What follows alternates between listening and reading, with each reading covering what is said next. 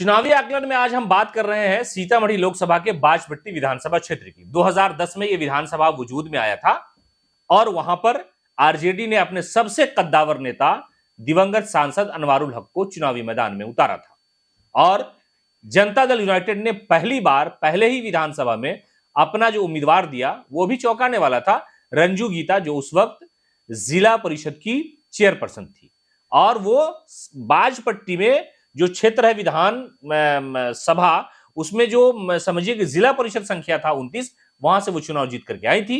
तो जेडीयू ने उन्हें वहां पर चुनावी मैदान में उतार दिया। अनवारुल हक वहां से चुनाव हार गए।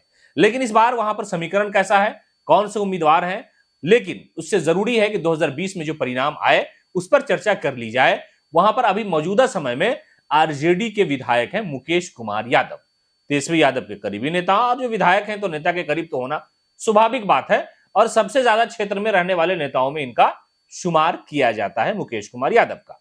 और वहां पर जो आंकड़े हैं वो उस पर हम पहले बात कर लेते हैं कि वहां पर स्थिति कैसी है, यानी बाजपट्टी विधानसभा में स्थिति कैसी है वो हम बात करें तो कहा जा रहा है कि वहां पर मुसलमानों की जो आबादी है वो 1 लाख से 1,10,000 के आसपास है। ये संभावित आंकड़े हैं, आगे पीछे हो सकते हैं। और यादवों की जो आबादी है वो 30 से 35,000 के आसपास है वहां पर।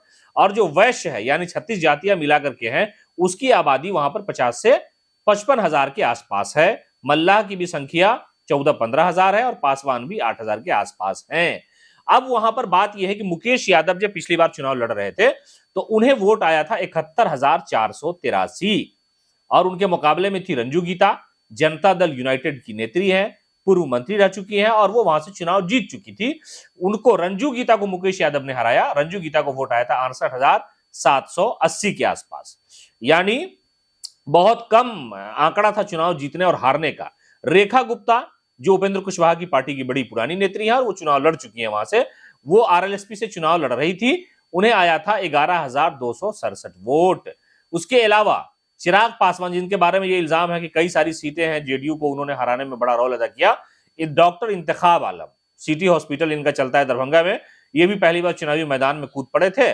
बाजपट्टी के चुनावी मैदान में इन्हें आया था 6,183 वोट।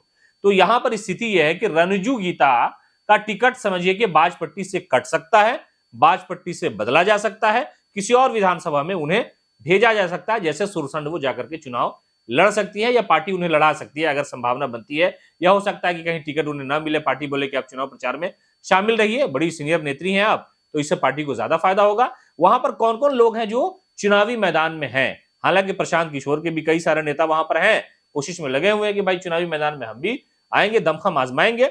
लेकिन संभावित उम्मीदवार की बात करें तो जनता दल यूनाइटेड की तरफ से शादाब खान वहां पर दावा ठोक रहे हैं।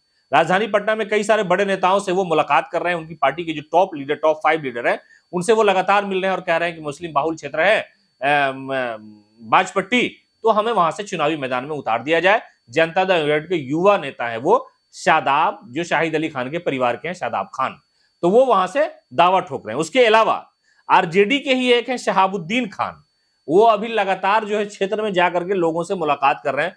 हमने उनका सोशल मीडिया खंगाला तो देखा कि वो बाजपट्टी विधानसभा के दर्जनों गांव में जाकर के लोगों से, मुसलमानों से मुलाकात कर रहे हैं और कह रहे हैं कि इस बार पार्टी ने अगर मौका दिया, एक बात वो ये कह रहे हैं अपनी जुबान से कि नेता का जो निर्देश होगा, और पार्टी हर आदमी के लिए माँ बाप होती है और उसे निर्देश ही मानते हैं नेता, तो शहाबुद्दीन खान भी आरजेडी की तरफ से वो वहां पर चुनावी मैदान में चुनाव लड़ने की कोशिश में, फिराक में है, वो ये चाह रहे हैं कि हम चुनाव लड़ेंगे। उसके अलावा कई सारे ऐसे नाम, कई सारे उम्मीदवार जो आ सकते हैं, लेकिन जो मुकाबला वहां पर होगा इस बार, एक नाम छूट गया, वो असल जो नाम है वहां पर रेखा गुप्ता भी वहां से चुनाव लड़ सकती है। उपेंद्र कुशवाहा अगर इस बार एनडीए गठबंधन का हिस्सा रहे, हालांकि वो जनरली चुनाव के वक्त इधर से उधर चले जाते हैं उनके बारे में, हालांकि रामविलास पासवान को मौसम वैज्ञानिक कहा जाता था, लेकिन उपेंद्र कुशवाहा भी मौसम वैज्ञानिक के श्रेणी में आते हैं। ये मेरा आकलन, मेरा अनुभव है।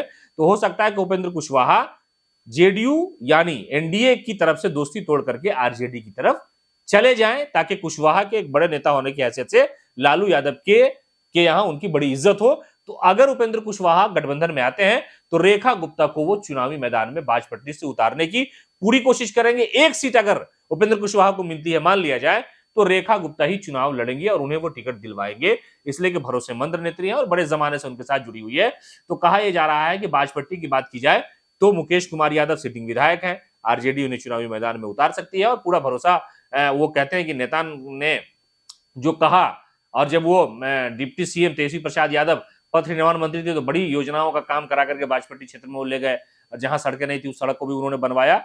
और उसके अलावा वो जब जितने भी लोगों से मिलते हैं तो सबको सलाम आदाब प्रणाम इस तरह से वो करते रहते हैं। तो उनका दावा है कि भाई आरजेडी हमें ही टिकट देगी और आरजेडी का भी हो सकता है कि उन्हें ही चुनावी मैदान में वहां से इस बार भी उतार करके किस्मत आजमाया जा सकता है, आरजेडी आजमा सकती है मुकेश यादव पर। उसके अलावा रंजू गीता जेडीयू की तरफ से लड़ सकती हैं। रंजू गीता अगर दूसरी जगह जाएगी तो विकल्प होगा, तो रेखा गुप्ता वहां से चुनाव लड़ सकती है। उसके अलावा जनता दल यूनाइटेड की तरफ से अगर दावेदारी की बात की जाए तो शादाब खान चुनावी मैदान में है और वहां पर एक जो नेता और है शहाबुद्दीन खान आरजेडी के, वो वहां पर चुनावी मैदान में दावा ठोक रहे हैं, अलग अलग जगहों पर जाकर के लोगों से मुलाकात कर रहे हैं। तो बाजपट्टी विधानसभा का जो चुनाव है इस बार वो भी बड़ा दिलचस्प होने वाला है। कई सारे उम्मीदवार वहां अभी से ताल ठोक रहे हैं और जब चुनावी वक्त जब करीब आएगा, महीने 2 महीने बचेगा, तो और भी नए नए उम्मीदवार अलग अलग जगहों से आएंगे और वहां दावा करेंगे कि ये इलाका इसका है, ये इलाका उसका है। लेकिन अभी की जो स्थिति है कि इतने सारे उम्मीदवार जो हैं क्षेत्र में भ्रमण कर रहे हैं, लोगों से मुलाकात कर रहे हैं, बातचीत कर रहे हैं और अपने अपने नेताओं के दरबार में भी जाकर के कह रहे हैं कि हुजूर अगर हमें यहाँ से टिकट इस बार मिलता है तो ये सीट हम जिता करके ले आएंगे।